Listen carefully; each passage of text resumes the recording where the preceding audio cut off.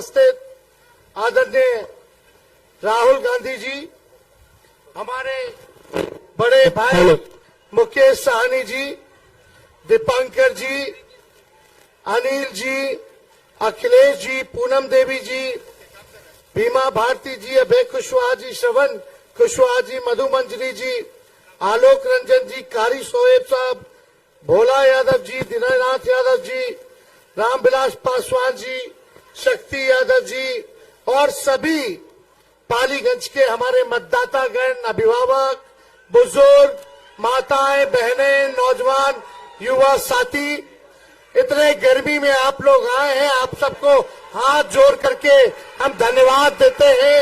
आप सब लोगों का स्वागत और अभिनंदन करते हैं। तो मिजाज बन टनाटन, हम मिजाज रखिए टनाटन टनाटन टनाटन। नौकरी मिलेगा फटाफट फटाफट फटाफट। गरीब दीदी के खाता में 1 लाख जाए खटाखट खटाखट खटाखट। अब भाजपा के हो जाए सपाचट सपाचट सपाचट। और लालटेन पर वोट गिरी ठकाठक ठकाठक ठकाठक। देखिए मीशा दीदी यहां से चुनाव लड़ रही है। आप सब लोगों से अपील है कि लालटेन पर बटन दबा करके इनको भारी बहुमत से जिताएं और लालू जी, राहुल गांधी जी के हाथों को मजबूत करने का काम करें। ज्यादा समय हम नहीं लेंगे। हम तो आपके बीच आते रहते हैं, अपनी बात को रखते हैं, लेकिन 17 महीने में हम लोगों ने जो काम किया वो 17 साल में भी नहीं हुआ। 5 लाख लोगों को, नौजवानों को सरकारी नौकरी दिया गया। 3 लाख नौकरी प्रक्रियाधीन करा दिया गया। समझो 8 लाख हो जाता, वरना चाचा जी ने पलटते तो चाचा जी पलट गए। अब पलट गए कि भाजपा वाला हाईजैक कर लिया। वो तो बुजुर्ग हैं भाई, हमारा तो पूरा सम्मान है अपने चाचा के प्रति। बुजुर्ग हैं, अभिभावक हैं, यही कामना है कि जहां भी रहे सुखी रहे, स्वस्थ रहे। लेकिन चाचा ने कहा था जो 14 में आए हैं वो 24 में जाएंगे। मुझे पूरा विश्वास है, भले ही चाचा जी का शरीर वहां है लेकिन मनवा यही जाए। कल चाचा जी बोल दिए नरेंद्र मोदी जी, उनकी इच्छा है कि नरेंद्र मोदी जी मुख्यमंत्री बन जाए। कभी ना कभी तो अंदर की बात सामने आ ही ना जाती है। बनारस में नामांकन हुआ, वो हुजा नहीं गए। मोदी जी के नामांकन में नहीं गए, चाचा जी बीमार हो गए थे। अरे बूझे वाला बूझा था कि सोना आकर पीता रहा। सब समझने वाले समझते हैं। तो हमारा तो पूरा सम्मान रहेगा। लेकिन आप देखिए, हम लोगों ने 17 महीने में आप लोगों से वादा किया था जाति आधारित गणना कराएंगे, हम लोगों ने कराया। और नरेंद्र मोदी जी मना कर दिए थे। जब हम मिलने गए थे तो 1 घंटा हमारी बात हुई। पूरा बिहार का डेलीगेशन, हर पार्टी का डेलीगेशन गया था। उनका ये मंसूबा था कि अगर भाई जाति आधारित गणना हो जाए तो आरक्षण को बढ़ाना पड़ेगा। हम लोगों ने बिहार में 75% आरक्षण को बढ़ाया, लेकिन नरेंद्र मोदी जी के धमनी में भी आरक्षण का वो विरोध करते हैं। वो लोग नहीं चाहते।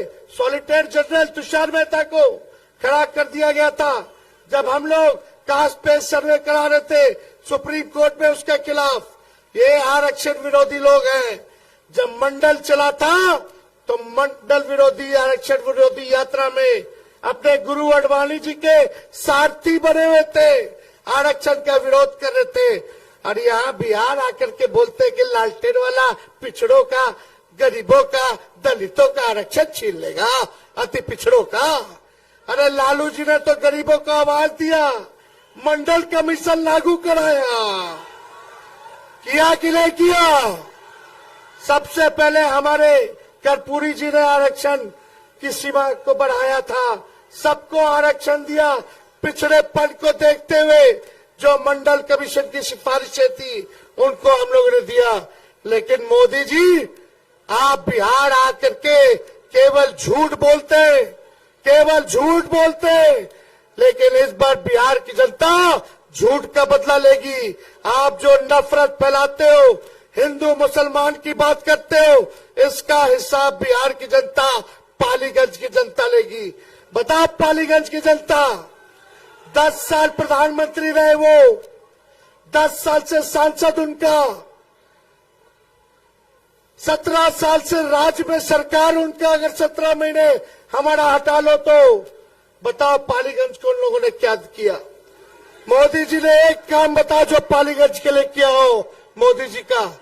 वो काम की बात नहीं कर सकते, वो केवल बकवास कर सकते हैं। क्या बकवास कर रहे बिहार आके? उनको हिसाब देना था 10 साल बिहार के लिए क्या किया, देना चाहिए था कि नहीं देना चाहिए था, लेकिन उन्होंने हिसाब नहीं दिया। उन्होंने 5 साल बताना चाहिए कि वो 5 साल बिहार के लिए क्या करेंगे, लेकिन उसका भी कोई जिक्र नहीं किया। सबसे बड़ा मुद्दा हमारा बेरोजगारी का है, गरीबी का है, महंगाई का है, लेकिन हमारे प्रधानमंत्री गरीबी का ग नहीं बोलते, महंगाई का मां नहीं बोलते, बेरोजगारी का बा नहीं बोलते। यहाँ आकर के क्या बोलते हैं? मटन, मछली, मंदिर, मस्जिद। अब बोलते हैं लालटेन वाला मुजरा करता है। बताओ, ऐसी भाषा किसी प्रधानमंत्री को बोलनी चाहिए क्या? कितनी घटिया भाषा है ये। प्रधानमंत्री के गरिमा को गिराने वाली बात है कि नहीं है? कौन ऐसी भाषा बोलता है कि मुजरा कर रहा है, मुजरा कर रहा है? अरे भैया, आप क्या काम के ही बताओ। और यहां आकर के क्या बोले प्रधानमंत्री जी? ए बिहार के लोग सुनो, नए नौजवान, प्रधानमंत्री जी आके बोलते कि तेजस्वी को जेल भेजेंगे। हमको बोले कि जेल भेज देंगे। हम बोलना चाहते हैं हमने नौकरी दी इसलिए जेल भेजोगे। हम गरीब की बात कर रहे, आरक्षण की बात कर रहे, तो हमको जेल भेजोगे। हम संविधान, लोकतंत्र बचाने की बात कर रहे, भाईचारे बचाने की बात कर रहे, तो जेल भेजोगे। ये तानाशाही और इस बात उनका जो घमंड है, बिहार की जनता तोड़ने का काम करेगी। जिसको मन उसको जेल भेजो। कहते हैं राहुल जी को जेल भेज देंगे, हमको जेल भेज देंगे, हेमंत सोरेन जी को जेल भेज दिया, केजरीवाल जी को जेल भेज दिया। हम मोदी जी को कहना चाहते हैं ये दिल्ली और झारखंड नहीं, बिहार है। एक बार हाथ लगा करके दिखाओ। अरे लालू जी नहीं डरे मोदी जी से, तो लालू जी का बेटा डरा जाएगा। अरे बिहारी लोग डराएगा गुजराती से। अरे खुल के बोलो, डरोगे? लड़ाई लड़ना है कि नहीं? और लड़ेंगे या जीतेंगे? और मोदी जी का तो बाय बाय हो गया। अरे विदाई हो गया कि नहीं हो गया? तो ज्यादा कुछ नहीं कहेंगे, एकजुट रहिएगा। और तो हम कुछ कहना नहीं चाहते। यहाँ के सांसद जो हैं, लालू जी ने इतना बढ़ाया, उनको सब कुछ दिया, और आज लालू जी को ही गाली दे रहे हैं, हम लोगों को गाली दे रहे हैं। लालू जी को जेल भिजवाना चाहते हैं, तेजस्वी को जेल भिजवाना चाहते हैं। इसका हिसाब लोगे कि नहीं लोगे? दोनों हाथ ऊपर करके बताइए, लोगे कि नहीं लोगे? तो हम लोगों की सरकार बनने जा रही है, और जब सरकार बनेगी तो मुझे पूरा विश्वास है हमारी सरकार बिहार पर विशेष ध्यान देगी, और जो आप लोगों का पिछड़ापन है, जो गरीबी है, उसको दूर करेगी, और मुख्य राज्यों में लाने का 100% प्रयास करेगी, और हम लोग विकसित राज्य बनने वाले हैं। इसलिए आप सब लोग जो है एक एक वोट लालटेन पर बटन दबा करके भारी बहुमत से जिताएं। तो चुपचाप चुपचाप चुपचाप। और देखो, बैठ के बोल रहे हैं। 230 से ज्यादा सभा कर लिए। हम डॉक्टर साहब को बोले कि बेड रेस्ट हम तब तक नहीं करेंगे जब तक नरेंद्र मोदी जी को बेड रेस्ट नहीं करा देते। तो ज्यादा समय नहीं है, भाजपा भगाओ। अरे आवाज आना चाहिए पीछे से, भाजपा भगाओ, भाजपा भगाओ, भाजपा भगाओ। बहुत बहुत धन्यवाद। जय हिंद, जय बिहार, पाली की जनता जिंदाबाद।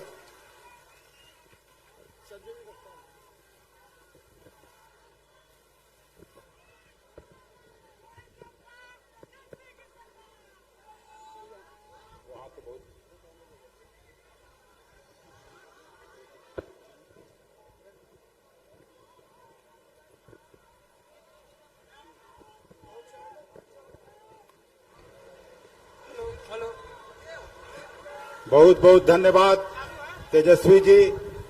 अब हम अंतिम वक्ता के रूप में इस देश में गरीब गुरबों की आवाज, इस देश में मोदी की अहंकारी सत्ता को चुनौती देने वाले परम आदरणीय राहुल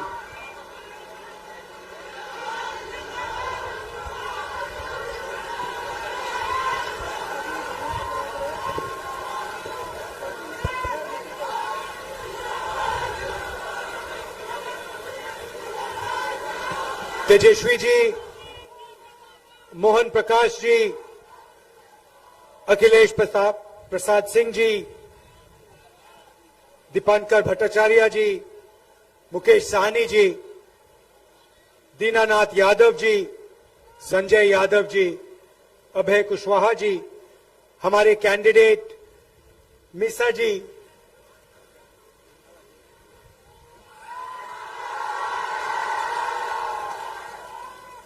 भारी बहुमत से जिताना है।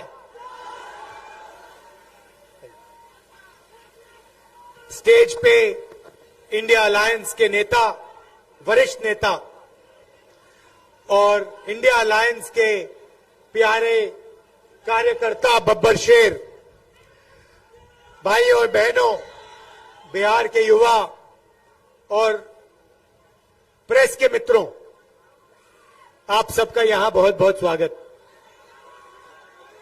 ये मैं कह देता हूं प्रेस के मित्रों, मगर ये हमारे मित्र नहीं है, ये अदानी के मित्र हैं।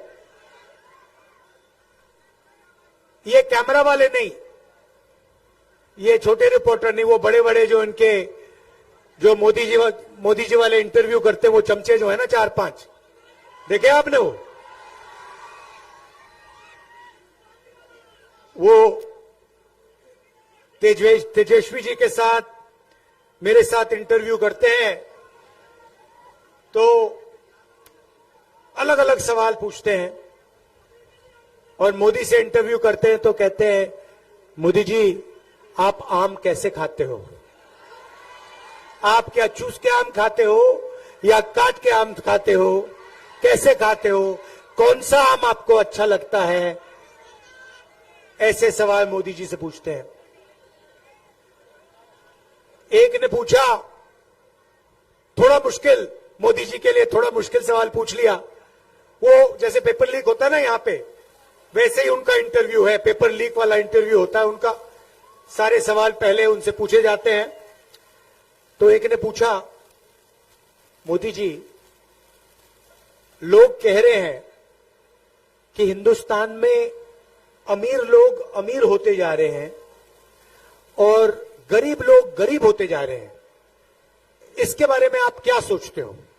तो पहले 30 सेकंड नरेंद्र मोदी जी सोचे ऐसे।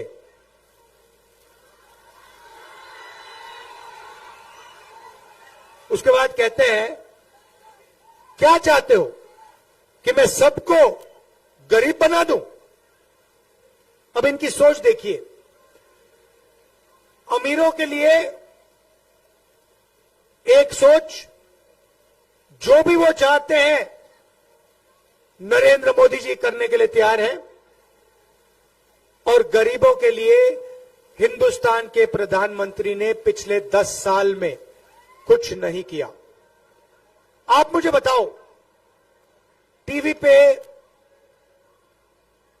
आपने कभी किसी गरीब किसान को देखा है? मजदूर को देखा है? बेरोजगार युवा को देखा है? अंबानी की शादी देखी? 10 करोड़ रुपए वाली घड़ी देखी? सारे के सारे बीजेपी वाले नेता देखे शादी में? देखा ना? नरेंद्र मोदी जी को आपने अदानी अंबानी से गले मिलते हुए देखा? फोटो देखी है? देखा ना? कभी नरेंद्र मोदी जी को आपने गरीब व्यक्ति को छूते हुए देखा है? नहीं, कभी नहीं करेंगे। भाई और बहनों, 16 लाख करोड़ रुपए उन्होंने अदानी जैसे अरबपतियों का कर्जा माफ किया है। किसानों का 1 रुपया नहीं किया, युवाओं का 1 रुपया कर्जा माफ नहीं किया, एजुकेशन लोन एक युवा का नहीं माफ किया। अब इंडिया गठबंधन की सरकार आ रही है, अब हम बिल्कुल उल्टा करने जा रहे हैं। उन्होंने 22-25 अरबपति बनाए, हम अब करोड़ों लाखपति बनाने जा रहे हैं।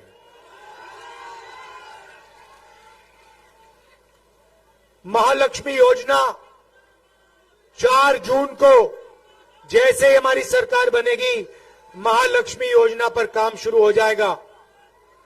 हिंदुस्तान के सारे गरीब परिवारों की लिस्ट बनेगी।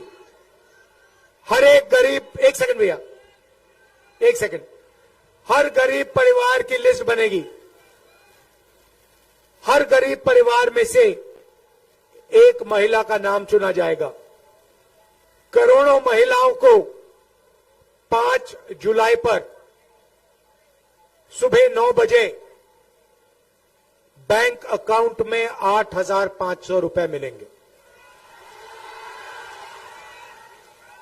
जुलाई, अगस्त, सितंबर, अक्टूबर, नवंबर, दिसंबर, हर महीने खटाखट खटाखट खटाखट खटाखट खटाखट 8,500 रुपए। करोड़ों लोग हिंदुस्तान में सुबह जगेंगे, बैंक अकाउंट देखेंगे, महीने के 8,500 रुपए उस बैंक अकाउंट में मिलेंगे। क्रांतिकारी काम है भाई और बहनों, दुनिया की किसी सरकार ने ऐसा काम नहीं किया। 1 लाख रुपए हर महिला के बैंक अकाउंट में 1 साल का जाएगा, और यह पैसा उस दिन तक जाएगा जब तक वो परिवार गरीबी रेखा से ऊपर नहीं चले जाएगा। मतलब लाखों करोड़ रुपए हम सीधा महिलाओं के बैंक अकाउंट में डालने जा रहे हैं। उन्होंने 16 लाख करोड़ रुपए माफ किया, हम लाखों करोड़ रुपए महिलाओं को देने जा रहे हैं। पहली बात। दूसरी बात,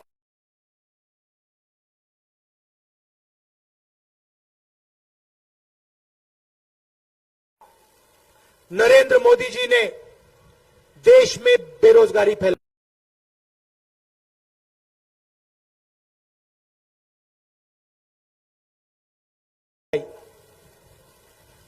सेना के जवानों को मजदूर बनाया, ये हम कभी नहीं भूलने वाले।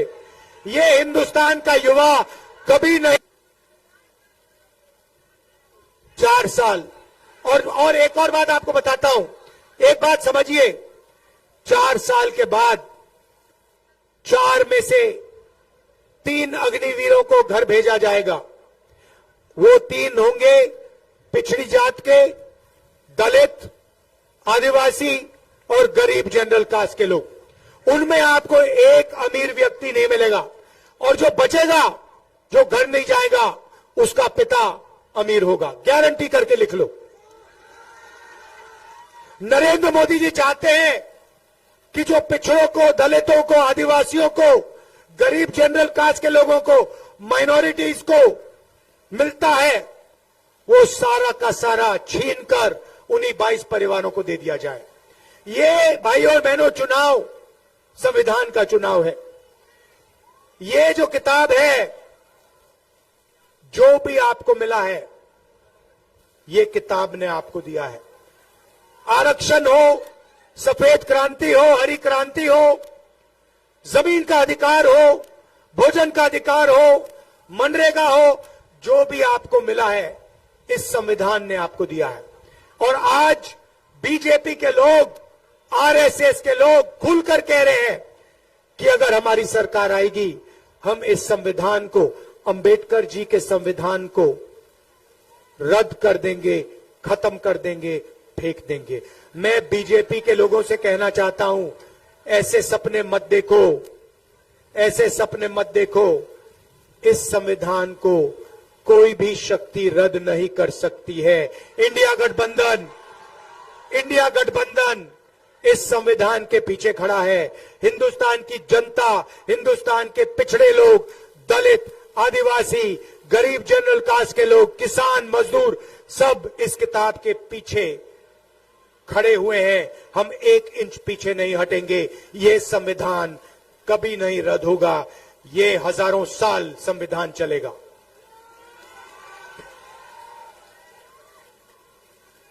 तो महिलाओं को बैंक अकाउंट में 1 लाख रुपए। अब यहां युवा पूछ रहे हैं, राहुल जी आपने महिलाओं की बात की, हमारा क्या होगा? सबसे पहला काम आपके लिए, हिंदुस्तान के युवाओं के लिए, ये जो अग्निवीर योजना है ना, अग्निवीर योजना, इसको हम फाड़ के, ऐसे फाड़ के कूड़ेदान में फेंकने जा रहे हैं। उठा के फाड़ के कूड़ेदान के अंदर। ये नरेंद्र मोदी की योजना है। हमें 2 तरीके के शहीद नहीं चाहिए, हमें 2 तरीके के जवान नहीं चाहिए। अगर जवान होगा, हर जवान को शहीद का दर्जा मिलेगा, हर जवान को पेंशन मिलेगी, हर जवान को कैंटीन मिलेगी और हर जवान की रक्षा हिंदुस्तान की सरकार करेगी। ऐसा हिंदुस्तान नहीं चाहिए जहां गरीबों को आप अग्निवीर बनाते हो और अमीर लोगों को पेंशन देते हो, कैंटीन देते हो, सब फैसिलिटीज देते हो। हमें 1 जवान चाहिए। अग्निवीर योजना को हम खत्म कर रहे हैं, रद्द कर रहे हैं। पहला काम। दूसरा काम, 30 लाख सरकारी नौकरियां खाली पड़ी हैं। बिहार के युवा अच्छी तरह सुन लो, यहां पे तेजस्वी जी ने आपको सरकारी नौकरियां दी। अब हम आपको, इंडिया की सरकार 30 लाख सरकारी नौकरी आपके हवाले करने जा रही है। मामला वहां नहीं रुकेगा। भाइयों और बहनों, दुनिया का सबसे, पेपर लीक का भी बोलता हूं आपको, दुनिया की सबसे क्रांतिकारी योजना महालक्ष्मी योजना, और दूसरे नंबर पर हमारी योजना जो हिंदुस्तान के युवाओं को पहली बार पहली नौकरी पक्की का अधिकार देने जा रही है। पब्लिक सेक्टर में बीएचईएल, एचएएल जैसी कंपनियों में, प्राइवेट सेक्टर में, बड़ी बड़ी कंपनियों में, सरकारी अस्पतालों में, रेलवेज में, सरकारी कॉलेजेस, यूनिवर्सिटीज में हिंदुस्तान के बेरोजगार ग्रेजुएट्स को यह अधिकार मिलने जा रहा है।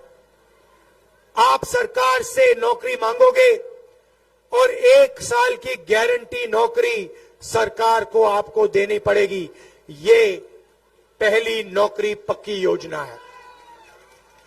और भाइयों और बहनों, सिर्फ नौकरी नहीं मिलेगी, 1 साल की बेहतरीन ट्रेनिंग मिलेगी और बैंक अकाउंट में महीने का खटाखट 8,500 रुपए अंदर, 1 लाख रुपए साल का, महीने का 8,500 रुपए हिंदुस्तान के बेरोजगार युवाओं को और हिंदुस्तान की गरीब महिलाओं को। किसानों को गारंटी करके मिनिमम सपोर्ट प्राइस, कानूनी मिनिमम सपोर्ट प्राइस और किसानों का कर्जा माफ। मजदूरों को मनरेगा में 400 रुपए, आज 250 मिलता है, 4 जून के बाद 400 रुपए मिलेगा। आशा और आंगनवाड़ी महिलाओं को जो भी आज मिलता है उसको हम 4 जून के बाद दुगना करने जा रहे हैं।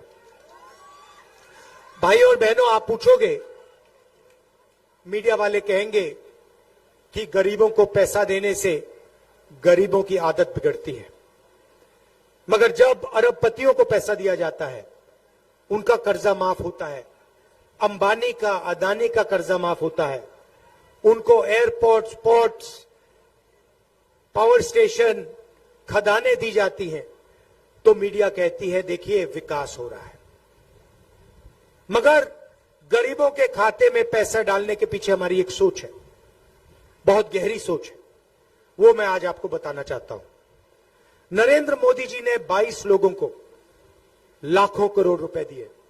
उन्होंने यह पैसा हिंदुस्तान में नहीं खर्च किया, गांव में खर्च नहीं किया, शहरों में, कस्बों में खर्च नहीं किया। उन्होंने यह पैसा अमेरिका में, जापान में, लंदन में, फ्रांस में खर्च किया। नतीजा यह हुआ कि हिंदुस्तान की अर्थव्यवस्था बंद हो गई, फैक्ट्रियां बंद हो गई।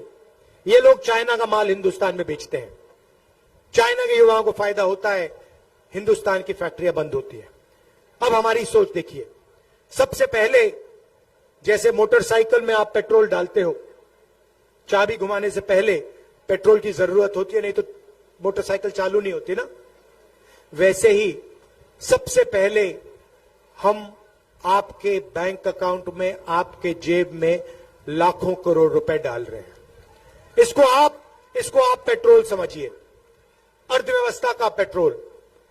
जैसे ही ये पैसा आपके बैंक अकाउंट में आएगा, आप इस पैसे का प्रयोग करोगे, आप अलग अलग चीजें खरीदोगे, शर्ट, पैंट, जूते, मोबाइल फोन, काले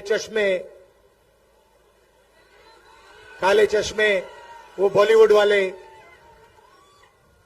मोटरसाइकिल, स्कूटर, कैमरा, ये सब चीजें खरीदोगे। जैसे ही आप ये चीजें खरीदोगे, और कहां खरीदोगे? अमेरिका में नहीं, जापान में नहीं, बिहार में, उत्तर प्रदेश में, गांव में, शहरों में, जैसे ही आप खरीदोगे, वैसे ही अलग अलग प्रोडक्ट्स का डिमांड बढ़ेगा। मोटरसाइकिलें बिकेंगी, स्कूटर बिकेंगे, शर्ट, टी शर्ट बिकेगी। हिंदुस्तान की फैक्ट्रियां इन चीजों को बनाना शुरू करेंगी। कोई फैक्ट्री शर्ट बनाएगी, पैंट बनाएगी, दूसरी फैक्ट्री मोबाइल फोन बनाएगी, और उन्हीं फैक्ट्रियों में हिंदुस्तान के युवाओं को रोजगार मिलने जा रहा है। तो हम चेन बना रहे हैं। सबसे पहले आपके बैंक अकाउंट में पैसा जाएगा, वो आप पैसा खर्च करोगे। जैसे ही आप खर्च करोगे, फैक्ट्रियां चालू होंगी, उन्हीं फैक्ट्रियों में आपको रोजगार मिलेगा, आपको और रोजगार मिलेगा, और पैसा आपके जेब में आएगा। उस पैसे को आप खर्च करोगे तो चेन बनेगी, और हिंदुस्तान की अर्थव्यवस्था जैसे जंप स्टार्ट करके गाड़ी स्टार्ट होती है, वैसे हिंदुस्तान की अर्थव्यवस्था गड़गड़ गड़गड़ गड़ स्टार्ट हो जाएगी। ये खटाखट के पीछे ये सोच है कि हम हिंदुस्तान की अर्थव्यवस्था को स्टार्ट करना चाहते हैं। नरेंद्र मोदी जी ने अर्थव्यवस्था बंद कर दी, छोटे व्यापारियों को खत्म कर दिया, सिर्फ अरबपतियों का काम किया। अब हम आपके जेब में पैसा डालकर छोटे बिजनेसेस को, स्मॉल और मीडियम बिजनेसेस को चालू कर रहे हैं, रोजगार देने की शुरुआत कर रहे हैं। भाई और बहनों, यहां मीसा जी को आप भारी बहुमत से जिताइए, इनको लोकसभा भिजवाइए। ये आपकी आवाज, मैं इनको जानता हूं, आपकी आवाज लोकसभा में उठाएंगी, आपकी मुश्किलें जो हैं उनके बारे में लोकसभा में भाषण देंगी। तो इनको आप भेजिए, भारी बहुमत से जिताइए। और अंत में कहना चाहता हूं, लड़ाई संविधान की है, अंबेडकर जी के संविधान की है, गांधी जी की संविधान की है, नेहरू जी की संविधान की है, आप सबकी आवाज का संविधान है। इसकी रक्षा कीजिए। मिलकर बिहार में इंडिया गठबंधन को 40 की 40 सीटें आप जिताइए। आप सबका दिल से धन्यवाद करता हूं। इतनी गर्मी में आप आए, इतनी दूर दूर से आए, दिल से आपका धन्यवाद करता हूं। नमस्कार, जय हिंद, जय बिहार।